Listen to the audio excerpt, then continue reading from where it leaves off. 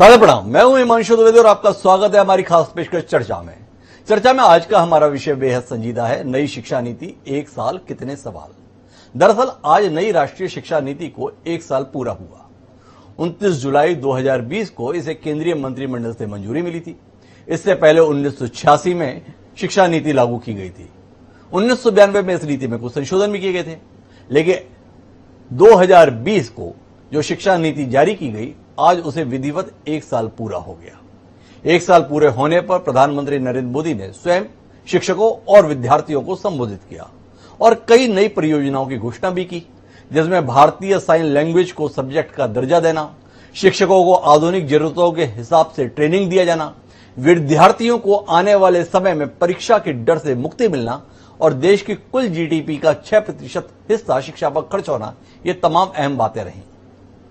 साथ ही उन्होंने इस बात की भी घोषणा की कि अब इंजीनियरिंग की पढ़ाई 11 क्षेत्रीय भाषाओं में कराए जाने की सुविधा उपलब्ध कराई जाएगी। लेकिन सवाल यह है कि क्या ये सारे उपायों के माध्यम से हम उन लक्ष्यों को प्राप्त कर पाएंगे जो समय के साथ हमारी जरूरत बने हैं।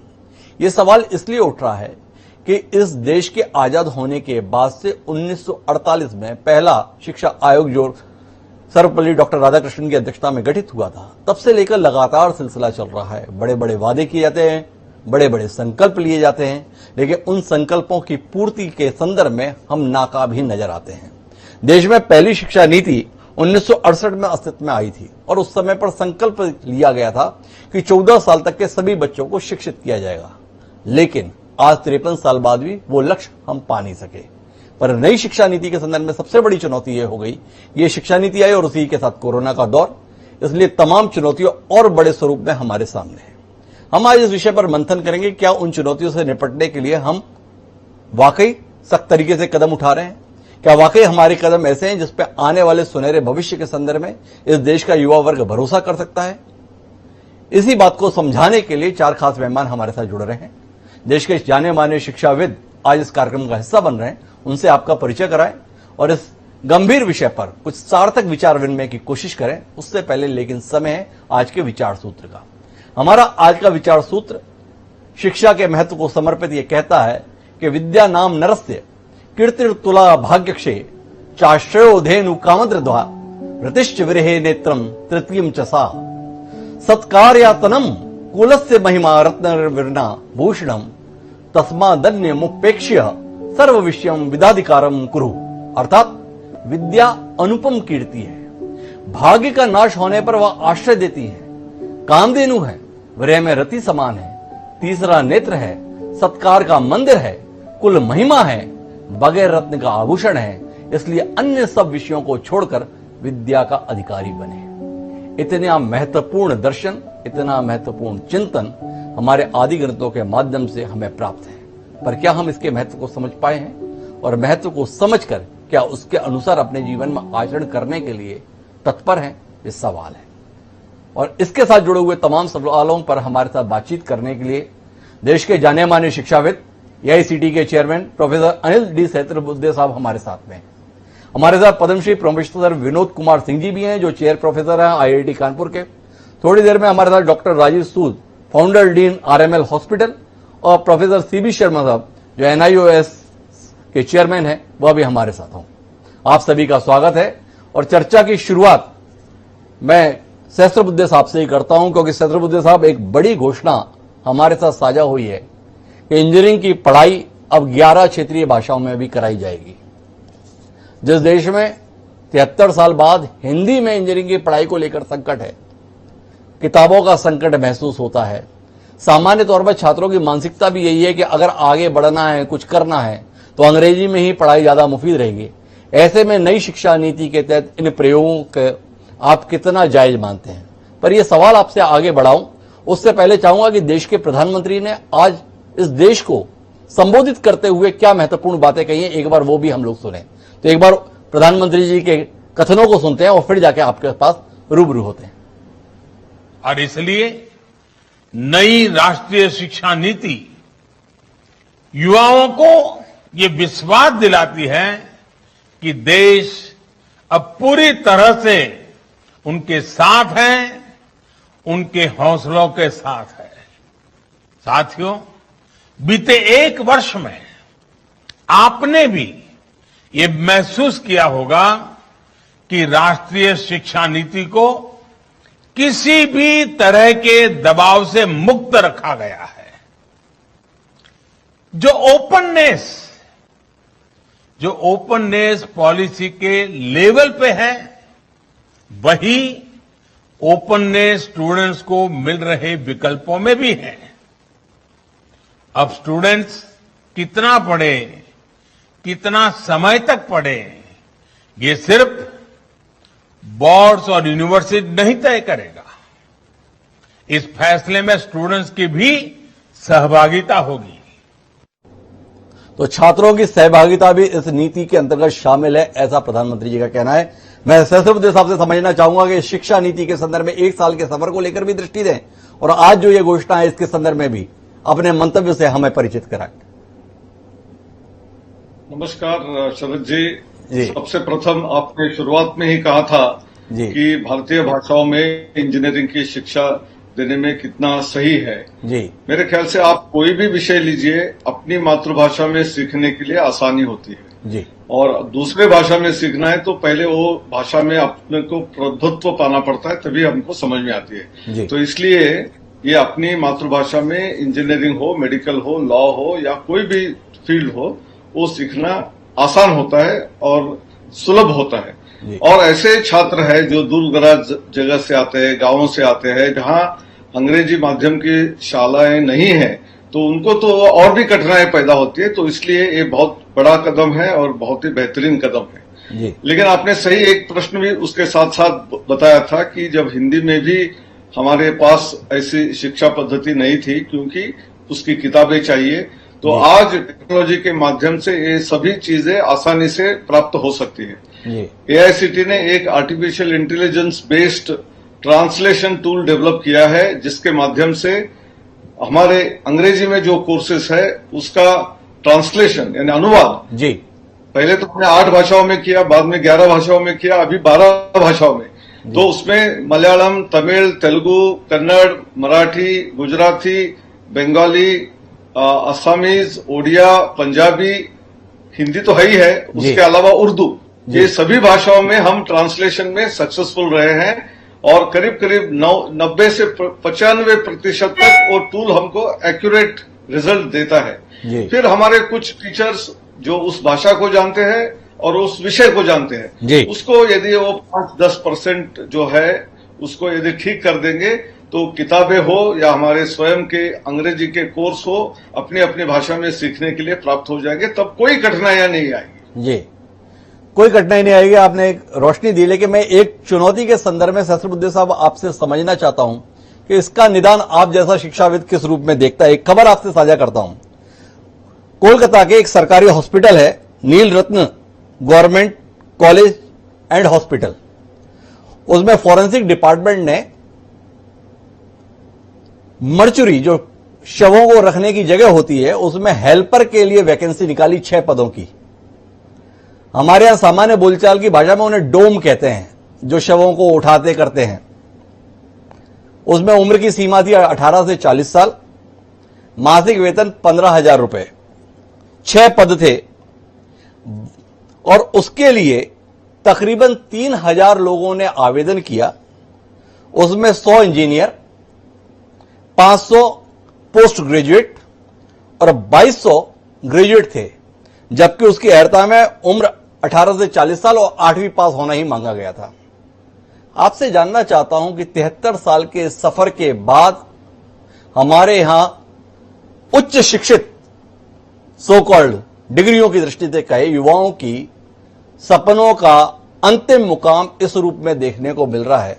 कितना विचलित करता है आप जैसे अनुभवी शिक्षाविद को यह दृश्य, और आने वाले समय में यह दृश्य देखने का मौका हमें नहीं मिलेगा? क्या इसके लिए शिक्षा नीति कुछ कर रही है? इस पर आपसे दृष्टि की उम्मीद करता हूं।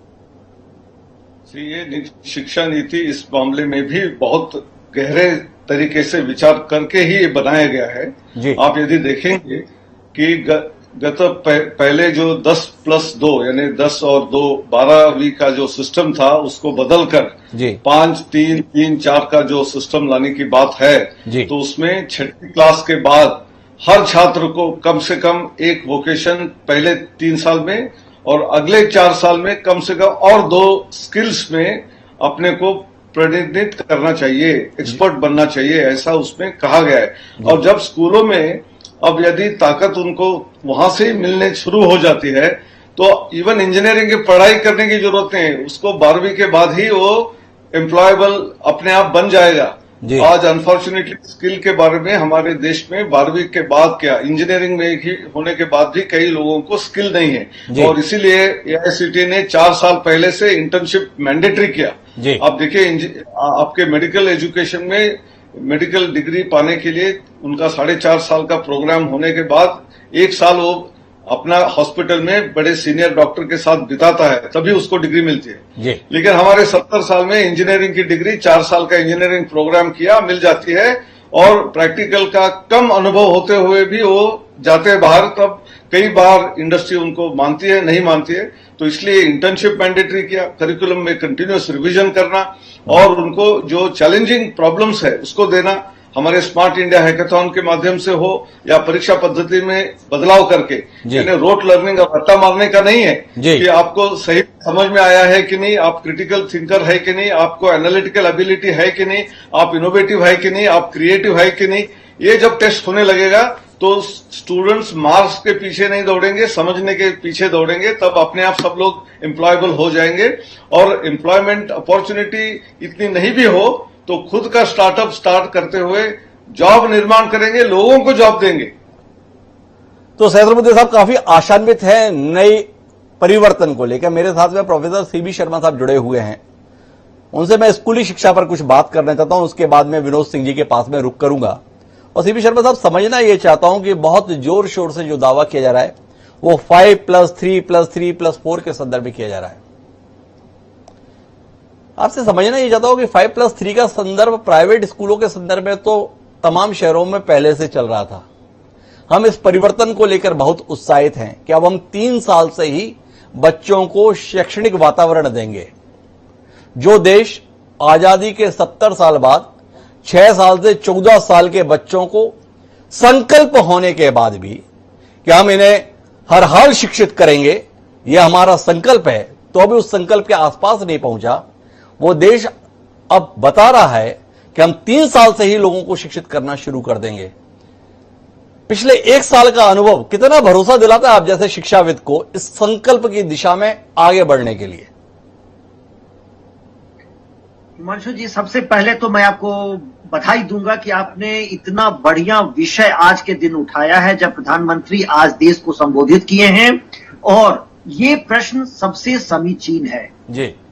देखिए, ये 74 सालों में हम पढ़ाई के या शिक्षा की दिशा को बदले नहीं, जो अंग्रेजों ने तय किया था उसी को बढ़ाते रहे जी। हम सबका ये किया चिंता है कि हम एक मॉर्चरी के पोजीशन के लिए एडवर्टीजमेंट निकालते हैं तो उसमें PhD और इंजीनियर्स और डॉक्टर्स अप्लाई कर देते हैं। तो हमने तो 74 साल में यही किया था जी। पूरी विद्यालय शिक्षा जो है वो चाहे तो IAS बनो, IIT में जाओ, अदरवाइज तुम किसी काम के नहीं हो जी। इसीलिए ये 5+3 है। हिमांशु जी जी, देखिए, आपने आंगनवाड़ी शुरू की, आपने सही कहा कि शहरों के बच्चों को तो पहले से 5+3 उपलब्ध था जी। गांव के बच्चों के लिए आपने बनाया आंगनवाड़ी, और क्या कहा, उसको एक वर्कर देखेगा। आपने वहां टीचर नहीं रखा। ये शिक्षा नीति उन वर्कर्स को पेडागॉग बनाने जा रही है, शिक्षाविद बनाने जा रही है। ट्रेनिंग शुरू हो गया है और उसका करिकुलम NCERT ने बना दिया है, जो आपकी शिक्षा नीति कहती है। तो जो गरीब का बच्चा 2015 में स्केब ने सब कमिटी बनाया था आउट ऑफ स्कूल चिल्ड्रन के लिए। 2 करोड़ बच्चे बाहर थे विद्यालय के, इसलिए कि उनको मातृभाषा में शिक्षा नहीं दी जा रही थी, उनको फिजिकल स्ट्रेंथ इतना नहीं था। ये सारी चीजें ये नीति बदलती है। आपकी उच्च शिक्षा तभी बदलेगी, जो राधाकृष्णन कमीशन ने भी कहा था, जब आप विद्यालय शिक्षा को बदलेंगे। सही तौर पर 74 साल में विद्यालय शिक्षा को बदलने का कोई प्रयास नहीं हुआ। आज भी, पिछली बार भी आपके कार्यक्रम में यही बात उठी थी कि आज भी एक स्कूल एजुकेशन के लिए एक भी रेगुलेटरी फ्रेमवर्क नहीं है। कौन नियम बनाता है, कौन तय करता है? वो लोग तय करते हैं जो शिक्षाविद नहीं है। इस शिक्षा नीति के बाद वो बदलेगा। इसीलिए मातृभाषा में शिक्षा, जिसकी बात आदरणीय सहस्त्रबुद्धे जी ने कहा, इन्होंने इंजीनियरिंग के टर्म्स में, हाई एजुकेशन के टर्म्स में कहा, मैं इसको विद्यालय शिक्षा के टर्म्स में कहूंगा। 100 भाषाओं में प्राइमर्स बन रहे हैं जो एनसीईआरटी बना रही है। तो बच्चा जो आपका बुंदेलखंडी बोलता है, उसको बुंदेलखंडी में जब आप 3 साल से पढ़ाना शुरू करेंगे, तभी वो विद्यालय में या विद्या की परंपरा से जुड़ा रहेगा और यहां रुकेगा भी। तो देखिए, दोनों बातें हैं। आपके एक मॉर्चरी के पोजीशन के लिए इसलिए इतने लोग अप्लाई करते हैं जो इंजीनियर और डॉक्टर हैं, क्योंकि कोई विकल्प ही तैयार नहीं किया गया। ये शिक्षा नीति विकल्प तैयार करती है। 4 साल के बच्चे को ही कहेगी कि तुम एक फिटर बन सकते हो, एक इलेक्ट्रीशियन बन सकते हो, तुम और कोई काम कर सकते हो। इन सब की तैयारी ये 3 साल 4 साल के बच्चों को कराना शुरू करेगा।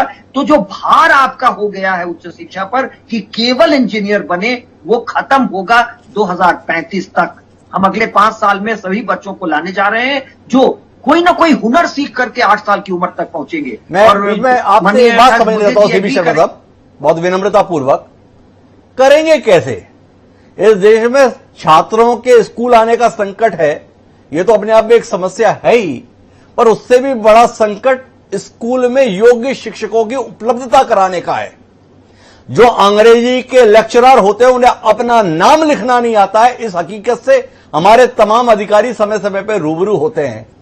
इस विभीषिका से, इस विडंबना से कैसे निपटेंगे? सवाल तो इस बात का है, जो 20-20 साल से शिक्षक बने हुए हैं, उन्हें अपने नाम ढंग से लिखने नहीं आते हैं जिस देश में, और वो शिक्षा की जिम्मेदारी संभाल रहे हैं। इस चुनौती से निपटने के लिए शिक्षा नीति क्या कर रही है, और पिछले 1 साल में क्या इस दिशा में कोई काम हुआ है जो आप हमसे साझा कर पाए, ताकि दर्शकों को हौसला है कि हां, नीति तो अच्छी बनी है, साथ साथ उसका क्रियान्वयन भी सही हो रहा है।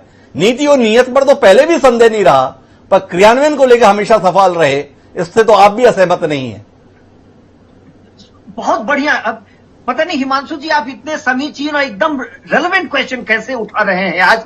देखिए, आज प्रधानमंत्री जी ने दीक्षा पोर्टल लॉन्च किया है जी। हमने अपने पॉलिसी में, हमने नीति में ही 15.2 में कहा 10,000 ऐसे शिक्षक प्रशिक्षण के महाविद्यालय थे जो पैसों पर डिग्रियां बेच रहे थे जी। उन सबको बंद करके हम जो ट्रेनिंग का नया मॉड्यूल ला रहे हैं, वो 4 साल का मॉड्यूल ला रहे हैं जी। और उसका बड़ा कंपोनेंट ऑनलाइन भी होगा और नेशनल एप्टीट्यूड टेस्ट के थ्रू होगा जी। लंबा आंसर हो जाएगा। इसलिए मैं केवल ये कहूंगा कि हम लोग क्वालिटी टीचर एजुकेशन की तरफ बड़ी तेजी से बढ़ रहे हैं। काम हुआ है। दीक्षा पोर्टल को देखिए, ई विद्या पोर्टल को देखिए, जितना मटेरियल तैयार हुआ है, आपको अंदाज है कि हर दिन लगभग 2 करोड़ बच्चे इन पोर्टल से पढ़ रहे हैं और टीचर्स उनके लेसन देख करके पढ़ा रहे हैं। मैं संक्षेप में केवल उत्तर दूंगा क्योंकि इतना काम हुआ है कि अगर उसका मैं केवल समीक्षा करने लगूं तो 1 घंटा लगेगा। 1 घंटा लगेगा। शर्मा साहब, आपने कई सारी बातें कही, लेकिन मैं विनोद कुमार सिंह जी आपके पास आऊं उससे पहले एक हकीकत से रूबरू कराना चाहता हूं। मैं छत्तीसगढ़ में इस समय बैठा हूं। छत्तीसगढ़ में 12वीं की परीक्षाओं के संदर्भ में एक क्रांतिकारी निर्णय लिया गया कोविड के मद्देनजर, और ये कहा गया कि हम बच्चों को उत्तर पुस्तिकाएं देंगे 12वीं के अंतर्गत। वो घर जाएंगे और घर से उत्तर लिखकर सबमिट कर देंगे।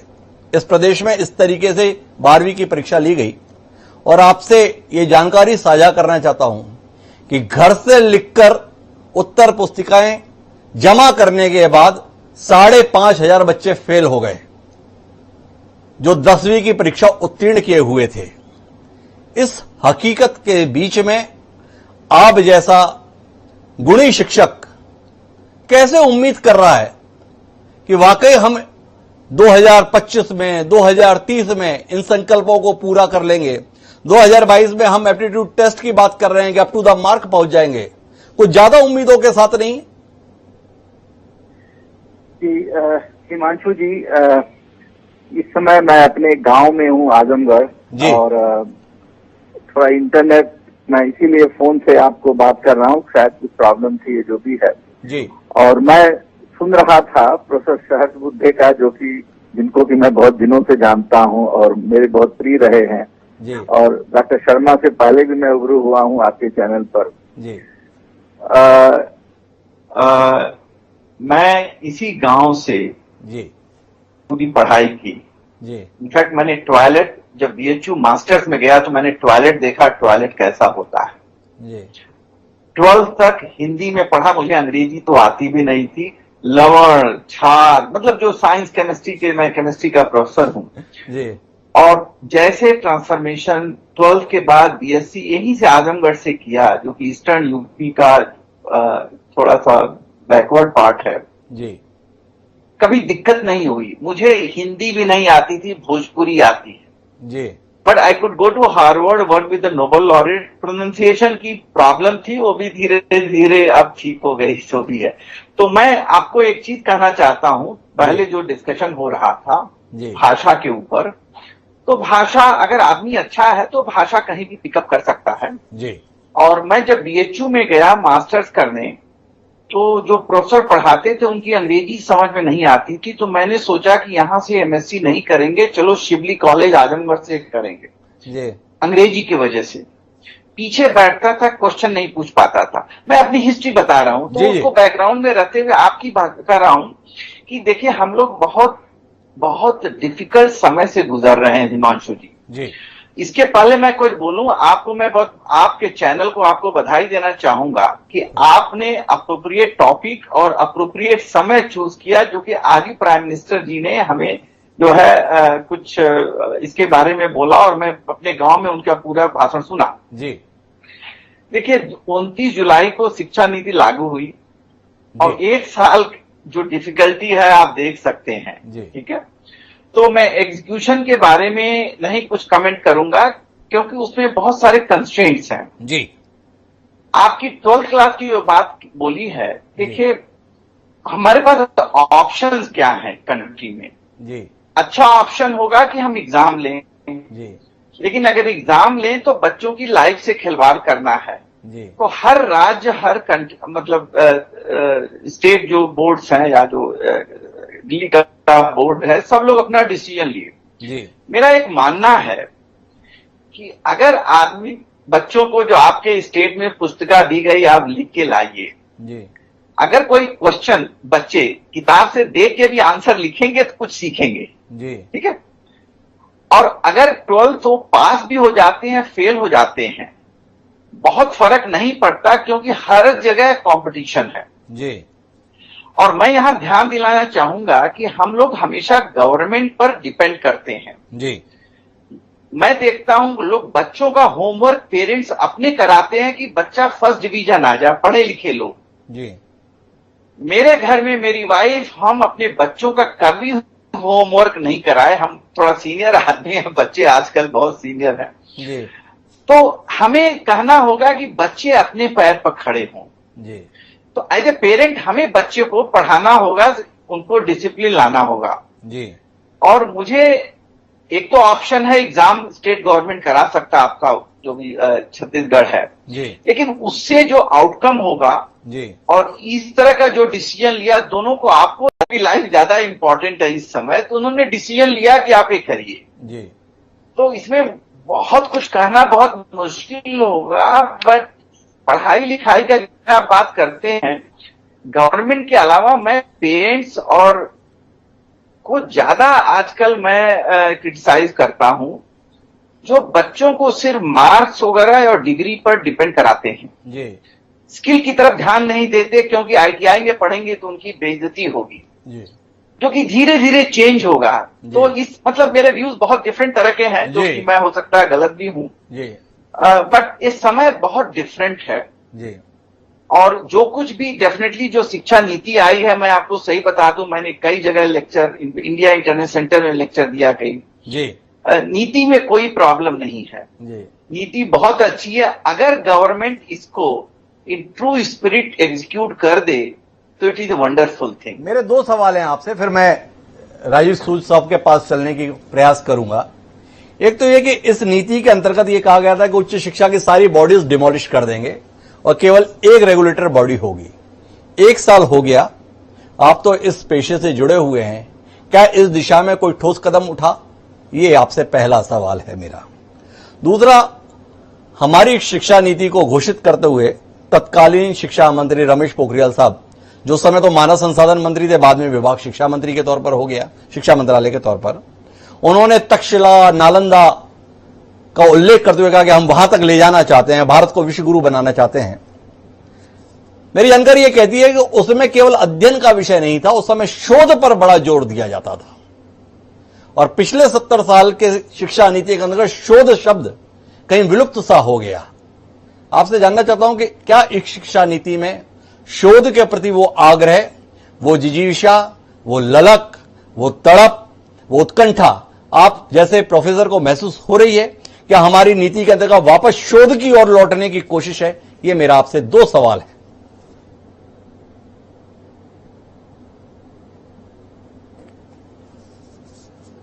जी विनोद जी। अच्छा, सॉरी, मैं सोचा आप डॉक्टर सू से बोल रहे हैं। मैं सॉरी, ये दोनों जो शोध वर्ड है, जी, जो शोध, जो रिसर्च की बात करते हैं जी, ये बड़ा कॉम्प्लेक्स वर्ड है जी। कॉम्प्लेक्स मैं इसलिए कह रहा हूँ, शोध की क्वालिटी पर बहुत फर्क पड़ता है जी। जब आप रिसर्च पेपर पब्लिश करते हैं जी, तो डिफरेंट जर्नल में जाता है जी, और शोध करने के लिए आपको इंफ्रास्ट्रक्चर और फैसिलिटीज की जरूरत है जी, जो मैं सत्य में कहूंगा कि बहुत सारे स्टेट यूनिवर्सिटीज और कुछ सेंट्रल यूनिवर्सिटीज में वो सुविधाएं नहीं है जो होनी चाहिए जी। उसके लिए गवर्नमेंट ने, जो मैंने सुना है कि नेशनल रिसर्च फाउंडेशन NRF, जी, उसमें गवर्नमेंट जो है उसे फंड करेगी। इंफ्रास्ट्रक्चर जो कुछ भी आप NEP में देखे हैं जी, अगर उसको ट्रू सेंस में एग्जीक्यूट करेंगे जी, तो इम्प्रूवमेंट होगा, नंबर 1। नंबर 2, सिर्फ पैसे से आप एजुकेशन और रिसर्च नहीं कर सकते। जी। एक बहुत बड़ी विडंबना है, लोग सोचते हैं कि पैसा देने से सब कुछ होगा। आज पैसा देके आप हार्वर्ड MIT नहीं क्रिएट कर सकते जी। तो पैसे के अलावा हमें क्वालिटी मैन पावर की जरूरत है जी। और क्वालिटी मैन पावर लाने के लिए आपको शुरू से स्कूल एजुकेशन, हायर एजुकेशन, शुरू से हमें जितने वर्टिकल्स है उसको स्ट्रेंथन करना होगा जी। अभी भी हमारे आप देखिए सैलरी स्ट्रक्चर बहुत अच्छा हो गया है जी। यूनिवर्सिटीज में और IITs में, सब जगह। फिर भी हमें दिक्कत होती है लोगों को अट्रैक्ट करने के लिए क्वालिटी फैकल्टी जी। बट मेरा मानना है, मैं इसका ब्लेम गवर्नमेंट के बजाय मैं हेड ऑफ द इंस्टीट्यूशन को भी दूंगा जी। क्योंकि जैसे आप अपने लड़की के लिए लड़का खोजते हैं ऐसे आप फैकल्टी खोजेंगे तो आपको फैकल्टी मिल जाएगा जी। आपको सर्च करना होगा, रिक्वेस्ट। जैसे मदन मोहन मालवीय जी ने BHU को बनाया जी। लोग अप्लाई नहीं करते थे, वहां जाके आते थे, लोग ज्वाइन करते थे जी। आज भी वो संभव है प्रोवाइडेड हमारे जो हेड ऑफ द इंस्टीट्यूट हैं थोड़ा मेहनत करके फैकल्टी का रिक्रूटमेंट करें। मेरा पर्सनली मानना, बड़ा महत्वपूर्ण बात प्रोफेसर विनोद कुमार सिंह जी कह रहे हैं, दृष्टिकोण दे रहे हैं, पंडित मदन मोहन मालवीय का उल्लेख कर रहे हैं जिन्होंने विश्व स्तरीय संस्थान बनारस में बनाकर दिखाया, जैसे हम BHU बनारस हिंदू विश्वविद्यालय के तौर पर जानते हैं। लेकिन मैं डॉक्टर राजीव सूद साहब आपसे उस यथार्थ पर बात करना चाहता हूं कि जब मैं कॉलेज की पढ़ाई में गया था उस समय पे कुलपति बड़ा सम्मान का पद हुआ करता था, मंत्री के स्तर का दर्जा कुलपति के पद के साथ में जोड़ा जाता था। शहर में कोई भी बड़ा आयोजन होता था उसमें कुलपति का आना अपने आप में एक उल्लेखनीय उपलब्धि मानी जाती थी और पिछले 20-25 सालों में उन्हीं कुलपतियों को मैं मंत्रालय में चपरासी से, सेक्रेटरी से 2 मिनट की मुलाकात के लिए गुहार करता हुआ आजकल देखता हूं। हमारी कुल मिलाकर यात्रा शिक्षा के स्तर के संदर्भ में, कुलपति के संदर्भ में यहां तक पहुंची है। इस विडंबना पर क्या यह शिक्षा नीति कोई प्रभाव डालती है? पहला सवाल। और दूसरा सवाल आपसे यह जानना चाहता हूं कि जिस देश में मेडिकल के एग्जाम के संदर्भ में 720 एग्जाम नंबर में से कुल 150 नंबर आने पर आप मेडिकल कॉलेज में एडमिशन की पात्रता हासिल कर ले रहे हैं, हम सामान्य परीक्षा में 33% पर पासिंग मार्क्स देते हैं, लेकिन मेडिकल कॉलेज में अगर आपको एडमिशन चाहिए तो आपकी जेब में पैसे हों और कुल मिलाकर आपने 120 140 नंबर हासिल कर लिए 720 में से, तो आप मेडिकल कॉलेज में एडमिशन ले सकते हैं। इस विडंबना के बीच में यह उम्मीद जगाना कि हम विश्वगुरु बनने जा रहे हैं, देश की शिक्षा व्यवस्था में आधारभूत परिवर्तन करने जा रहे हैं, कैसे यकीन कर लें? क्या सोचते हैं राजू सूद साहब आप इस पर? देखिए, जो हमारा एक्सपीरियंस रहा है पिछले 30-40 साल का, उसमें मैं आपके इस प्रश्न को बहुत ही रेलेवेंट पाता हूं। और हमारी जो मेडिकल एजुकेशन है, स्पेशली जब उसके संदर्भ में हम बात करें तो हम लोगों ने कई एक्सपेरिमेंट किए हैं और उन एक्सपेरिमेंट्स में हर बार हम पास नहीं हुए, फेल ही हुए हैं। अभी नेशनल मेडिकल कमीशन बना है और नेशनल मेडिकल कमीशन का काम अभी पूरी तरह से ठीक से शुरू भी नहीं हुआ है, जो मेडिकल काउंसिल ऑफ इंडिया को कन्वर्ट किया गया है। जहां तक आपने कुलपतियों की बात की या वाइस चांसलर की, अभी ये होड़ लगी कि कौन से ये वही कॉलेज हैं जिसके अंदर 30% से भी नीचे नंबर वालों को पैसे के बल पे एडमिशंस मिलना शुरू हुआ। ये थोड़ी एक कल्चर आया। पांडिचेरी जैसे छोटे से राज्य में 7 मेडिकल कॉलेज बन गए और उसके अंदर आपके पास पेशेंट ही नहीं थे, डॉक्टर्स को पढ़ाने के लिए, स्टूडेंट्स को पढ़ाने के लिए, क्योंकि मेडिकल करिकुलम में आपको पेशेंट्स भी चाहिए होते हैं पढ़ाने के लिए, सिर्फ आपको थ्योरी की या ऑनलाइन एग्जाम्स नहीं होते। तो जब तक ये रियलाइज किया गया, हम लोगों का एक और बड़ी विडंबना थी हमारे देश की कि पिछली संसद में जो 2014 से पहले थी, एक बार आंकलन किया गया, 50% जो मेंबर पार्लियामेंट थे उनके मेडिकल कॉलेज थे। तो उस सिस्टम में आप क्या पास करवा पाएंगे और क्या आप इसको रिफॉर्म, बड़ा क्वेश्चन बना। डीम यूनिवर्सिटीज बनी, छोटी छोटी यूनिवर्सिटीज बना के उनके कुलपति बन गए, वाइस चांसलर्स बहुत ज्यादा हो गए, जो पहले एक रेयरिटी थी और रिस्पेक्टेबल पोजीशन थी। अब आपको मैं मेडिकल कॉलेज के संदर्भ में बताऊं कि 2 तरह का हमारी एजुकेशन के रिजल्ट्स निकले हैं। जो भी सिस्टम रहा, हमारी मेडिकल एजुकेशन काफी अच्छी रही, क्योंकि पहले सिलेक्शन क्राइटेरिया बहुत मेहनत से एडमिशन मिलता था, पैसे के बल पे 20-25 साल पहले एडमिशन नहीं मिलता था। और उसमें ये हुआ कि हमारा जो भी बच्चा यहां से पढ़ के बाहर गया विदेश, और उसने चाहे यूएस ने स्ट्रिक्ट क्राइटेरिया बनाया, यूएसएमएलई का एग्जाम लगाया या प्लैब लगाया ब्रिटेन ने, उन्होंने हर एग्जाम पास कर लिया। और आज इस सिस्टम के बाद ये हुआ है 30 साल के बाद कि हमारे अपने स्टूडेंट्स इंडियंस बाहर जाते हैं, फॉरेन मेडिकल ग्रेजुएट बन के आते हैं, और उधर की शिक्षा के बाद हमारा जो रिजल्ट आता है, आज 70,000 स्टूडेंट्स जो पास करके डॉक्टर्स, सो कॉल्ड डॉक्टर्स आए हैं, वो प्रैक्टिस नहीं कर सकते क्योंकि वो हमारा इंडियन एग्जाम पास ही नहीं कर पाते, और 40,000 और हैं जो कि एनरोल्ड हैं। तो इस तरीके से आप स्टैंडर्ड तो देख सकते हैं कि हमारे एजुकेशन में, मेडिकल में स्टैंडर्ड खराब नहीं था। और उसके बाद अब ये जो मेडिकल ग्रेजुएट है, आज बोल रहे हैं 11 लैंग्वेज के अंदर जो शुरू किया है इंजीनियरिंग का। अब मैं तो डॉक्टर हूं, मैं मेडिकल के संदर्भ में या मेडिकल एजुकेशन के संदर्भ में आपसे बात कर, जो क्राइटेरिया एग्जाम पास करने का, उसमें इंग्लिश मैंडेटरी है। और वो सारे के सारे जो 1 लाख डॉक्टर्स हैं, वो प्रैक्टिस नहीं कर सकते अगर वो इंग्लिश मीडियम के नहीं है। तो आप अगर अपने ही स्टूडेंट को, कोई बिहार से, कोई यूपी से, कोई झारखंड से, कोई से भी वो जाता है, साउथ से जाता है, और वो अगर इंग्लिश मीडियम के अंदर उसको मेडिसिन प्रैक्टिस करनी नहीं आती, वो आज जो नेशनल मेडिकल कमीशन का जो एग्जाम है वो उसको पास नहीं कर सकता, क्योंकि एक ही मीडियम है और उसके बारे में कोई स्टेप नहीं लिया गया है। और दूसरी बात, अगर उसने वो एग्जाम पास भी करने की कोशिश की तो उसको लोग हैं जो इन्होंने 10-10 बार एग्जाम दे दिया हर 6-6 महीने के बाद, और वो लोग तो अब पेशेंट का शक्ल भी भूल गए हैं, क्योंकि उनको तो एंटर भी नहीं किया जाता। हमारा एमबीबीएस स्टूडेंट जब पास होता है तो उसको प्रैक्टिस करने से पहले इंटर्नशिप कराई जाती है। इंटर्नशिप मतलब डॉक्टर से रूबरू कराया जाता है, वो हेल्प कर सकता है क्वालिफाइड डॉक्टर्स को, और वो सिस्टम का पार्ट होता है। इन लोगों को सिस्टम का पार्ट भी नहीं रखा गया।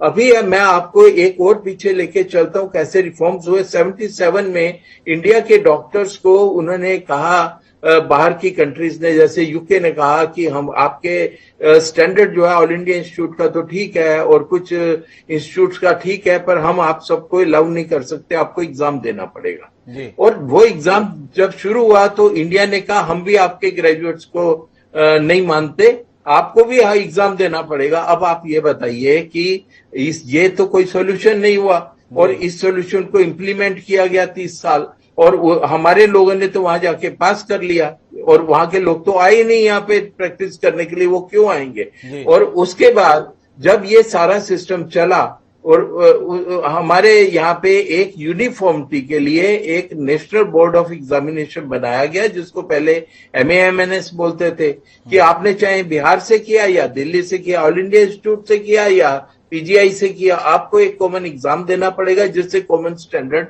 एस्टेब्लिश हो।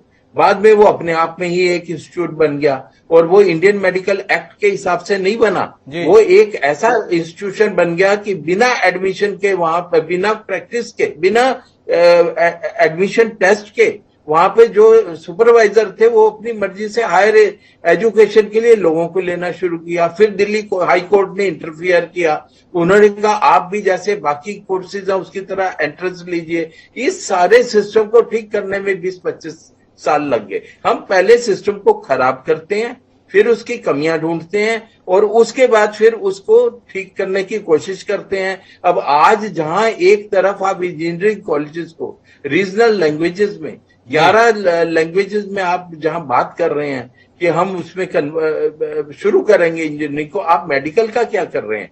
मेडिकल के अंदर लोग जो हैं वो जैसा आपने बोला, या तो बिल्कुल कम नंबर पे जी, या तो ऐसा है कि कुछ रिजर्व सीट्स पे 0 नंबर पे भी एडमिशन हुआ जी। तो ये वाली बात जो है, ये कहना जिसमें लाइफ एंड डेथ की बात है हाथ में, उसके अंदर आप अपने स्टूडेंट्स को भी नीचे ले जाएंगे और बाहर के स्टूडेंट्स को आप एक्सपोजर भी नहीं होने देंगे।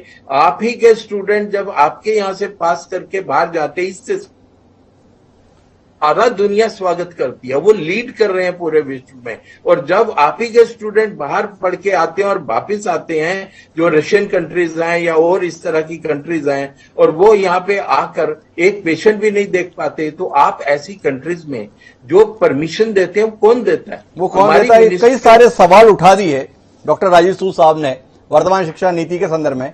मैं सहस्रबुद्धे साहब आपके पास में 2 विषयों को लेकर आना चाहता हूं। एक तो ये कि रीजनल लैंग्वेजेस में शिक्षा को लेकर आप बहुत उत्साहित हैं, पर क्या एक देश के लिहाज से एक भाषा में शिक्षा के प्रति आग्रह देश को ज्यादा नहीं जोड़ता? क्या आप इस दृष्टि से विचार नहीं करते कि बहुभाषी शिक्षा पद्धति में जाने से हम विभाजन की ओर कदम बढ़ा रहे हैं? अभी हम परसों दृश्य देख रहे थे असम और मिजोरम का, वो दृश्य भारत पाकिस्तान का नहीं था, असम मिजोरम का था। अब अलग अलग भाषाओं में पहले ही संघर्ष चल रहा है। एक देश एक भाषा के साथ अगर शिक्षा व्यवस्था होती तो क्या बेहतर नहीं होता है? एक सवाल। दूसरा, आपसे जानना चाहता हूं, एक बड़ी गंभीर परिस्थिति के संदर्भ में इस कोरोना के दौरान उपजी, वो ये कि इस देश में 10वीं और 12वीं के एग्जाम, बोर्ड एग्जाम होते हैं, बड़ी मान्यता है, एक क्राइटेरिया माना जाता है और उसमें तकरीबन छटनी हो जाती है। 70%, 60% लोग ही उत्तीर्ण होते हैं, बाकी अनुत्तीर्ण होते हैं। पर अब 12वीं में तकरीबन 95 से 97% लोग उत्तीर्ण हो गए। सब 12वीं पास की डिग्री की मार्कशीट हाथ में लिए हुए हैं और बेतहाशा दुकानें खुली हुई हैं जिन्हें निजी विश्वविद्यालय बोला जाता है। आपको शायद कष्ट हो इसे स्वीकारने में, लेकिन सच ये है कि आपकी जेब में पैसे होने चाहिए। आप जिस विषय में चाहेंगे उसकी डिग्री आपको देने की गारंटी 3 साल के अंदर ये तमाम निजी विश्वविद्यालय देने के लिए तैयार खड़े हैं। क्या होगा आने वाले समय में? इस चुनौती का मुकाबला कैसे करेंगे? क्योंकि बिना परीक्षा के सब 12वीं पास हैं, तो आने वाले समय में जिन्हें अपना नाम लिखना भी नहीं आता है, वो अगर डॉक्टर और साथ में अपना नाम लिखा हुआ आपको दिखाई दे तो आश्चर्य मत कीजिएगा। इस चुनौती से कैसे निपटे हम? थोड़ा दृष्टि दीजिए ना। डॉक्टर हिमांशु जी, पहले एक तो विषय डॉक्टर अपने सामने जो बताया उसके ऊपर, और आपने जो उठाया कि भारतीय भाषाओं में इंजीनियरिंग की शिक्षा के बारे में, मैं तो ये कहना चाहूंगा कि इंजीनियरिंग नहीं, मेडिकल की भी शिक्षा मातृभाषा में होनी चाहिए। I will give you 2 reasons जी। फर्स्ट रीजन, आप डिग्री पाने के बाद जिसके साथ बातचीत करने वाले हो, मेडिकल में इंजीनियरिंग से ज्यादा व्यवस्था है, उसको उस भाषा में ही बात करना पड़ता है पेशेंट के साथ, उसको अंग्रेजी में बोलने से कुछ समझ में नहीं आएगा। तो इसलिए भी ये शिक्षा अपनी मातृभाषा में होने की जरूरत ज्यादा है। दूसरा, टेक्निकल टर्म्स जो है, जो मेडिकल के हो या इंजीनियरिंग में इंजीनियरिंग के हो या लॉ में लॉ के हो, उसको ट्रांसलेशन करना नहीं चाहिए। ये हमने बहुत स्पष्ट रूप से कहा गया है। यानी इंजीनियरिंग में जो रेजिस्टेंस, कैपेसिटेंस, इंडक्टेंस ऐसे शब्द आते हैं, स्प्रिंग, मास, डैम्पर, इसको परिवर्तित करके अपनी मातृभाषा में नहीं करना है, इसको वैसे के वैसे रखना है। तो सब्जेक्ट को समझाने के लिए मातृभाषा का प्रयोग करना ये बहुत महत्वपूर्ण है। तो इंजीनियरिंग क्या मेडिकल हो या जिसी में भी हो, जब अपने को समझ में आएगा, और टर्म्स तो वही है, तो जब टर्म्स वही है तो उसको आसानी से जब वो ग्रेजुएट हो जाएगा, उस 4 साल में 5 साल में जो भी प्रोग्राम है वहां अंग्रेजी का भी एक विषय होगा, उनको अंग्रेजी भी सीखना बात पड़ेगा। को अगर मैं समझने की कोशिश करूं सहस्त्रबुद्धे साहब, तो आपका कहना है कि रेल को आपको हिंदी में पढ़ रहे तो रेल ही बोलना है, उसे लौह पथ गामिनी के तौर पर कहने की जरूरत है या लिखने की जरूरत नहीं है। Absolutely, absolutely. तब वो एक प्रांत से दूसरे प्रांत या एक देश से दूसरे देश में जाने से very easily they can navigate, ये बहुत महत्वपूर्ण है।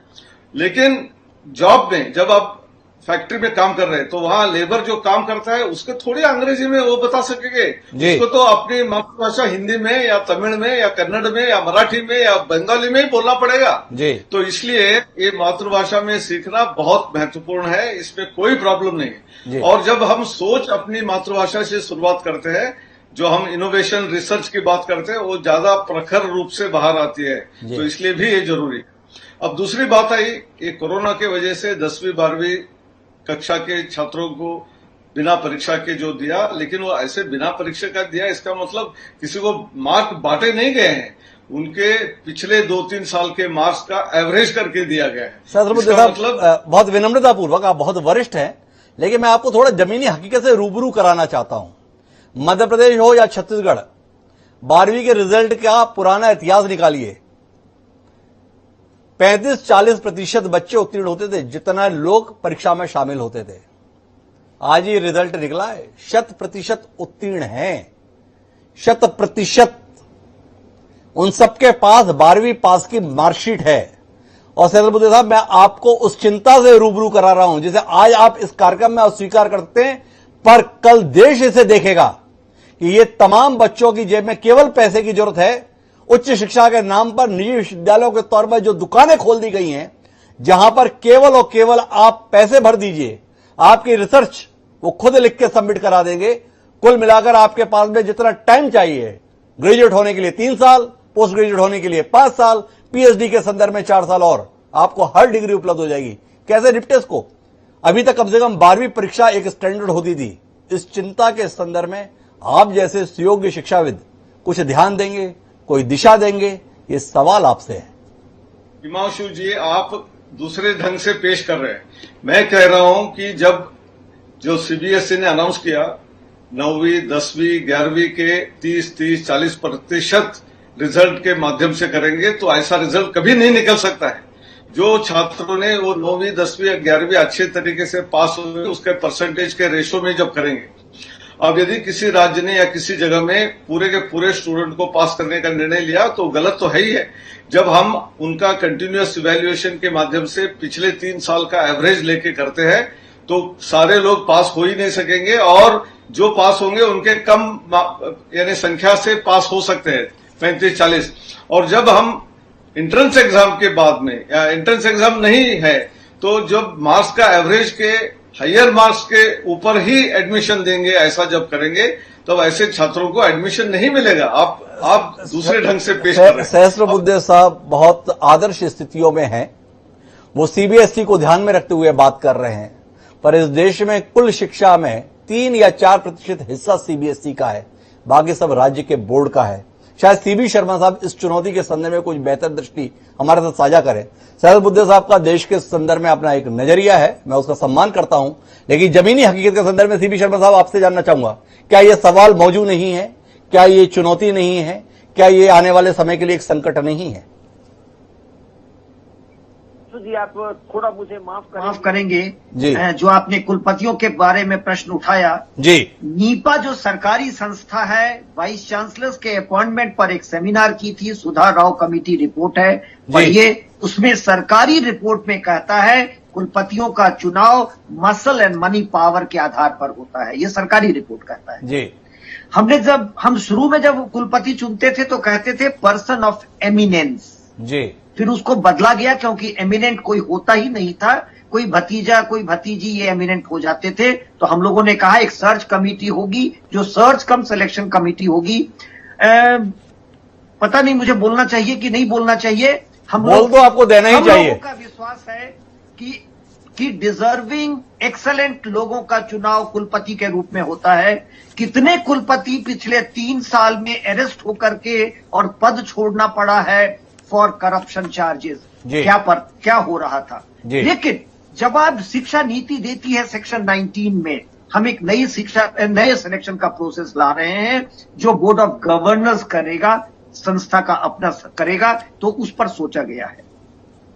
देखिए आप दो चीजों को मिला रहे हैं विद्यालय शिक्षा के संदर्भ में जी। जो सहस बुद्धे जी ने कहा वो सीबीएसई के टर्म में है 40-30-30 कि जो वो 9th में 10th में किया, 11th में किया, 12th में किया, ये बड़ा साइंटिफिकली सोचा हुआ प्रोग्राम था। बिल्कुल आपके ही चैनल पर 24 मई का शायद वो चर्चा है, जिस दिन हम लोग भी ये हंसी मजाक उड़ा रहे थे और शिक्षा मंत्री छत्तीसगढ़ के थे।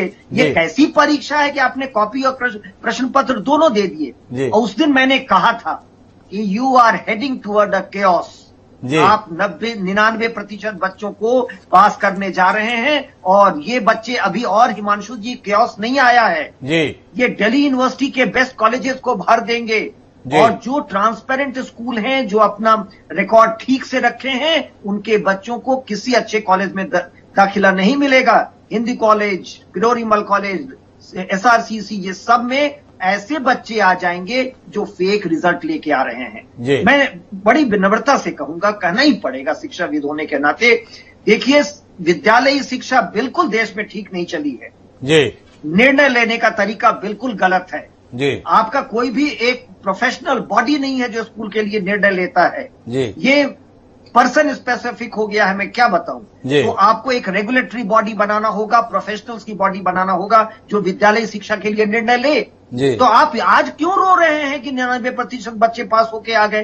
किसने निर्णय लिया था? ये छत्तीसगढ़ के शिक्षा मंत्री ने निर्णय लिया था कि हम कॉपी और क्वेश्चन पेपर दोनों दे देंगे, घर से लिख के लाओ जी। आप उस निर्णय की प्रोसेस को क्वेश्चन करिए हिमांशु जी। मैं तो उसके निर्णय का सवाल उस दिन आपकी मौजूदगी में भी उठाया था और मैं तो पूरे देश के संदर्भ में ये सवाल उठा रहा हूं। मध्य प्रदेश का भी रिजल्ट आ जाया है, उन्होंने भी रिजल्ट एवरेज के आधार पर कर दिया है और एवरेज के संदर्भ में है क्या, जिस स्कूल की जैसी मर्जी हुई उसने अपना रिजल्ट बना दिया, आपने उसे स्वीकार कर लिया।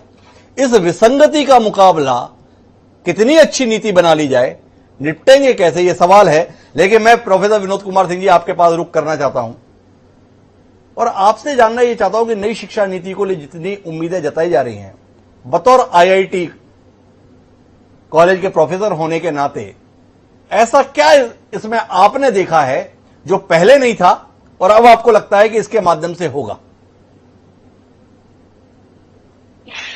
हाँ हिमांशु जी, आपका क्वेश्चन बहुत सही है जी। जो बहुत अच्छी चीज है शिक्षा नीति में फ्लेक्सिबिलिटी जी। मल्टीपल एंट्री, मल्टीपल एग्जिट जो भी है जी। तो अभी बहुत सारे आईटी में बच्चे जी ज्वाइन करते हैं।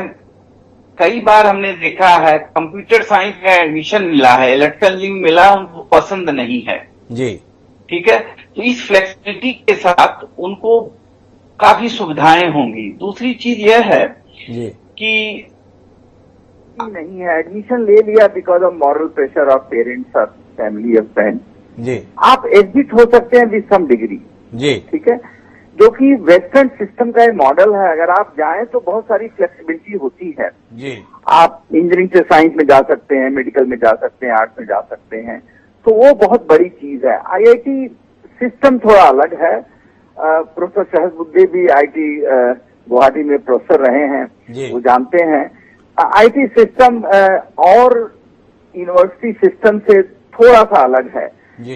एक बेसिकली आप जो शिक्षा नीति की बात करते हैं, जो multi disciplinary approach already IIT में हो रहा है जी। इंजीनियरिंग के बच्चे ह्यूमैनिटीज का कोर्स लेते हैं जी, ठीक है, वो कुछ भी कोर्स लेते हैं, ओपन इलेक्टिव्स होते हैं, तो बहुत सारी फ्लेक्सिबिलिटी है जी।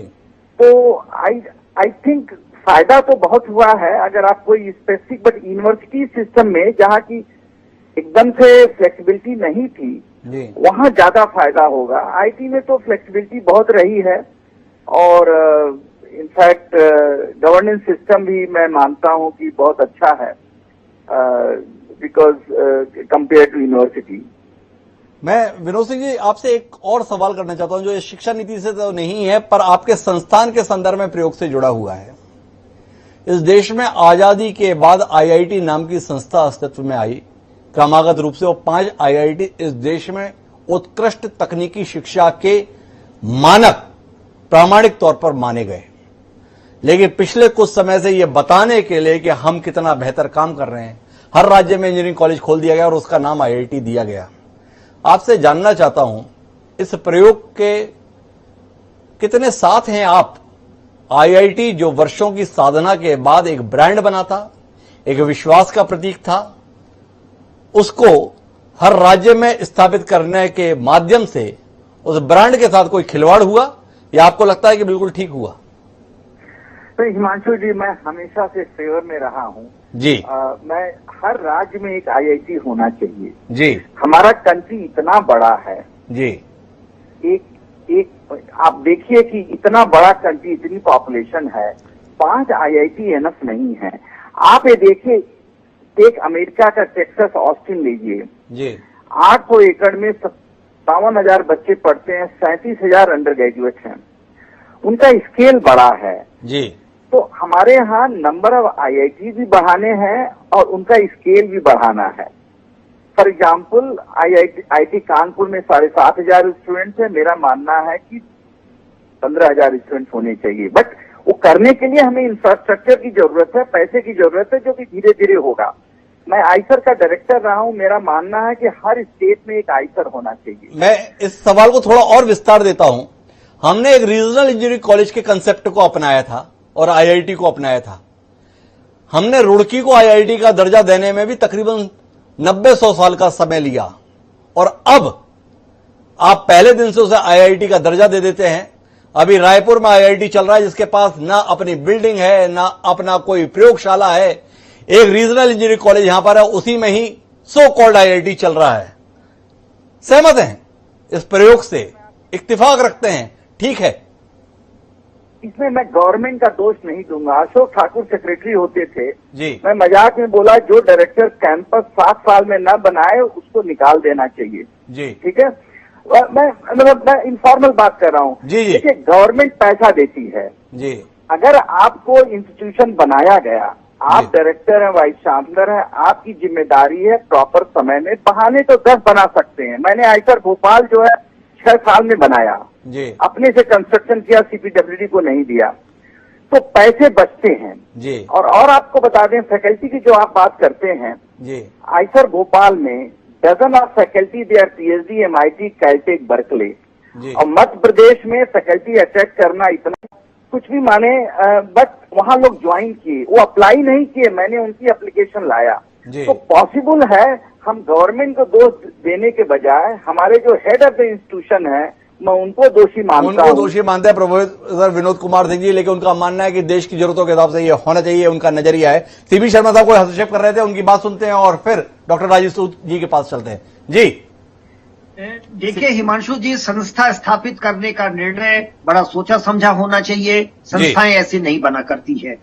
मैं जानबूझ के उंगली उठा रहा था, इसलिए आपको मैं उदाहरण दूंगा। 2009 में जब सरकार इलेक्शन में जाने वाली थी तो 15 केंद्रीय विश्वविद्यालय एक एक्ट से बन गए। कांति विश्वास कमेटी केब का कहता है कि हर यूनिवर्सिटी का एक अपना एक्ट होगा क्योंकि उसकी जरूरतें अलग होंगी। ये पूर्णतः पॉलिटिकल डिसीजन था क्योंकि सरकार को इलेक्शन में जाना था और वो पैसा बांटना था 15 विश्वविद्यालयों को 50-50 करोड़, इसलिए जल्दीबाजी में, और 15 कुलपति अपॉइंट करने थे जो अपने लोग थे, उनको ओबलाइज कर। This has to be said. हम शिक्षाविदों का काम है कि आपको एनालिसिस करके आपको आईना दिखाएं। आप अगर ऐसे संस्था बनाएंगे तो हिमांशु जी क्यों रो रहे हैं कि आपके केंद्रीय विश्वविद्यालय या आईआईटी नहीं बन पाए? इन विषयों को उठाइए अगर आप सच में सोचना चाहते हैं। आज एक यूनिवर्सिटी की घोषणा हुई है लद्दाख के लिए तो वो ठीक बनेगी। एक साथ 14 यूनिवर्सिटी आप बनाएंगे, कहां से बनाएंगे? तो मेरा ये कहना है ऐसे संस्थाएं नहीं बना करती, ऐसे संस्थाएं नहीं बना सकती। सीबी शर्मा जी इस बात पर स्पष्ट तौर पर राय रखते हैं और मैं जिस बिंदु पर रेखांकित करना चाहता, आईआईटी आप 10 नहीं 100 बनाए, पर क्या वो गुणवत्ता के स्तर पर उनका मुकाबला कर रहे हैं? जो IIT Kanpur, IIT Kharagpur, IIT Delhi, IIT Mumbai ने वर्षों की साधना के बाद इस देश के युवाओं के सपने के रूप में अपने आप को स्थापित किया है कि हम पढ़ेंगे, इस लायक बनेंगे कि इन शिक्षण संस्थाओं में प्रवेश ले पाएंगे। यह सवाल है। मैं वापस डॉक्टर राजीव सूद जी के पास चलता हूं और राजीव सूद साहब आपके साथ मैं आखिरी बातचीत कर रहा हूं और इस संदर्भ में समझना चाहता हूं कि सरकार मानती है कि देश में डॉक्टर्स की बहुत कमी है और डॉक्टर्स की कमी होने के कारण से हर जिले में मेडिकल कॉलेज खोला जा रहा है, पर देश की राजधानी में या प्रदेशों की राजधानी में भी जो मेडिकल कॉलेज हैं उनमें ढूंढे प्रोफेसर नहीं हैं, फैकल्टीज नहीं हैं और हम चले हैं हर जिले में मेडिकल कॉलेज बनाने के लिए। कितना क्रांतिकारी कदम मानते हैं या आपको लगता है कि हम लगातार क्वांटिटी की ओर जा रहे हैं और क्वालिटी को कहीं ना कहीं इग्नोर कर रहे हैं? इस तरफ कितना चिंतित होते हैं आप जैसे सुधीजन? देखिए, हमारा ट्रेजेडी है कि हमारा जो पूरा कैडर मैनेजमेंट है वो गड़बड़ा गया है। पिछले 30-40 साल में इंडियन मेडिकल सर्विस की जो स्थापना थी विद मेडिकल टीचर्स के पूल की, जो कि 312 सेक्शन आईपीसी इसके अंदर आपके कॉन्स्टिट्यूशन के अंदर प्रेसिडेंट ने साइन कर दिया था, उसको नहीं बनने दिया गया। 1980 से वो पेंडिंग पड़ा हुआ है और उसके अंदर अब आप जो मेडिकल कॉलेज की बात कर रहे हैं, 1988 के अंदर मीरा सेठ हमारी सेक्रेटरी थी हेल्थ की और उन्होंने एक रिकमेंडेशन दी थी कि आप एडहॉक और कॉन्ट्रैक्ट डॉक्टर लीजिए और एडहॉक और कॉन्ट्रैक्ट का जो पीरियड है ये आपको टीचर बनने के लिए इंक्लूड नहीं होता। आप ना तो एसोसिएट प्रोफेसर बन सकते हैं ना प्रोफेसर, और इसको हमने प्रोटेस्ट किया था। उस टाइम हम यंग एज थी और उस टाइम इस पूरी कमेटी को मिस्टर टीएन शेषन जो कैबिनेट सेक्रेटरी थे उन्होंने ओवर रूल कर दिया था और उन्होंने कहा था जितने भी एडहॉक और टेम्परेरी डॉक्टर्स हैं उनको इमीडिएटली यूपीएससी में उनकी फाइल भेजिए और उनका इंटरव्यू लीजिए, जो भी कीजिए उनको रेगुलर करिए। वो हमने एक बार में सब ठीक कर दिया। अब आप ये बताइए कि जब मोदी जी ने एक अनाउंसमेंट की कि 5000 हमको सीट्स एकदम बढ़ानी है, तो फिर जो एक प्रोफेसर को एक स्टूडेंट मिलता था उसको पहले 2 किए, फिर उसको 3 किए। पर आप ये बताइए हम उनको पढ़ाएंगे कैसे? इंफ्रास्ट्रक्चर कहां से लाएंगे? आप एजुकेशन के बजट की बात कर रहे हैं 3% से 6% होगा। हेल्थ का बजट जो 1-1.5% है, हमारे मेडिकल एजुकेशन में तो मेडिकल भी आ गया और हेल्थ भी आ गया, ये एजुकेशन भी आ गया और दोनों का ही बजट कम है। और जब आपके पास इंफ्रास्ट्रक्चर नहीं है, आपने आज 30-35 एम्स बना दिए, बहुत अच्छा कदम है, पर एक तो आपका आईआईटी की तरह एम्स का ब्रांड जो है वो डाइल्यूट हो गया। आपके पीजीआई नंबर बढ़ते चले गए, मेडिकल कॉलेज बन रहे हैं, आप हर डिस्ट्रिक्ट में बनाए, बहुत अच्छी बात है, पर अगर आपके पास टीचर्स का पूल नहीं है, आप उसको बनाने में 6 साल लगते हैं, 9 साल लगते हैं। आपको टीचर की एलिजिबिलिटी जो है वो 3 साल रेगुलर जॉब करनी पड़ेगी उसको, तो वो एसोसिएट बनेगा। और 8 साल अगर टाइम पे बना दें एलिजिबल होते ही, तो अगर आप उसको आप एडहॉक रखेंगे कि पैसे कम देने पड़ेंगे, कॉन्ट्रैक्ट रखेंगे। हमारे पास डॉक्टर है, मैं राम मनोहर लोहिया हॉस्पिटल में हूं और हमने मेडिकल कॉलेज बनाया, मैं फाउंडर डीन हूं। मेरे को अरुण जेटली जी ने बोला कि एक मेडिकल कॉलेज बनाइए जल्दी से दिल्ली में, और उस टाइम मैं डीन था पोस्ट ग्रेजुएट इंस्टीट्यूट का। पूरी दौड़ भाग करके किसी तरीके से बनाया। हमको बेसिक जो फर्स्ट ईयर के स्टूडेंट्स थे उनके लिए एनाटॉमी फिजियोलॉजी के टीचर ढूंढने में मुश्किल हो गई, लोगों को ट्रांसफर करना पड़ा। और जब हमने पूछा कि हम बनाएंगे इसको, तो सब एडहॉक थे, एलिजिबल नहीं है, कॉन्ट्रैक्ट थे, एलिजिबल नहीं है, तो आप पूल लाएंगे कहां से? तो ये सवाल राजीव सूद जी उठा रहे हैं और बड़ा मौजूद सवाल उठा रहे हैं। देश की राजधानी राम मनोहर लोहिया प्रतिष्ठित संस्थान, उसमें भी अगर मेडिकल कॉलेज स्थापित करना पड़ा तो टीचर के लिए टोटा पड़ गया, किस मशक्कत से आए। और हम दावा कर रहे हैं कि हर जिले में मेडिकल कॉलेज बना देंगे। बिल्डिंग बन सकती है, लेकिन वहां पर पढ़ाने के लिए पहली जरूरत शिक्षक की है, काबिल चिकित्सकों की है, वो कहां से पूरी रह गई। तो कुल मिलाकर चुनौतियां बड़ी हैं, लेकिन अच्छी बात यह है कि सरकार का नजरिया इन चुनौतियों से मुंह फेरने का नहीं, बल्कि इन चुनौतियों से सामना करने का है। चर्चा का उद्देश्य यह था कि चुनौतियों के संदर्भ में देश भी गंभीरता से जाने कि हम किन मुश्किलात से गुजर रहे हैं और उसमें अपनी भूमिका को पहचाने। सरकार को कोसने का उद्देश्य नहीं है, सरकार के साथ हम कैसे सहयोग कर सकते हैं इस दिशा में अपनी सोच को विकसित करने का है। आप चारों मेहमानों का बहुत बहुत धन्यवाद। अपनी व्यस्तता के बावजूद इस संजीदा विषय पर आप हमारे साथ हिस्सा बने। समय है अब आज के शेर का।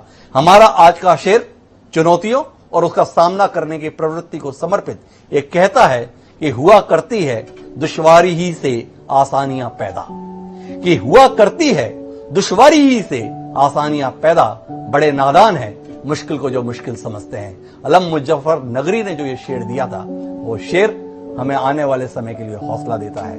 नई शिक्षा नीति का 1 साल पूरा हुआ है। पहले साल में ही हम हथेली पे कोई सरसों उगाने की उम्मीद करें थोड़ा जाती है, लेकिन महत्वपूर्ण बात यह है कि देश का मुखिया जो प्रधानमंत्री नरेंद्र मोदी के तौर पर है, उसकी प्राथमिकता में देश की शिक्षा नीति है, इसीलिए आज वो देश को संबोधित किया है। उम्मीद है उनका ये जज्बा बना रहेगा, और उनका जज्बा बना रहेगा तो जिस संकल्प की बात सरकार कर रही है शायद वो साकार भी होगी। इस उम्मीद के साथ अब मुझे दीजिए इजाजत। कल मिलते हैं फिर नए विषयों के साथ। सादर प्रणाम।